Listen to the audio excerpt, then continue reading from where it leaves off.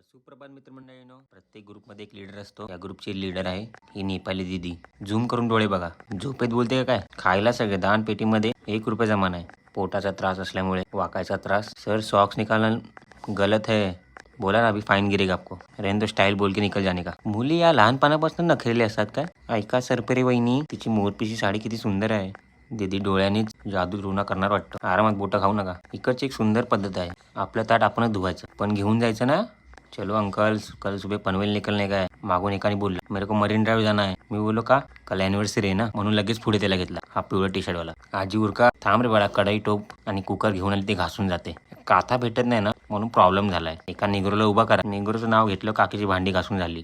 हे काका चूळ बीळ भरतात, साबण आणतील, आंघोळ करतील. तुम्हाला मरीन ड्राइव्हला जायचं वाटतं. नायगावच्या खाडीवर जावा. एवढा घासून पण डाग राहिलाच, पण ताट घेऊन नाही गेलो. अंधेरी स्टेशनला कसे मोठे फॅन आहे ते इकडे लावलेत. देव यांचं भलं करून. 150 जण येतात, 200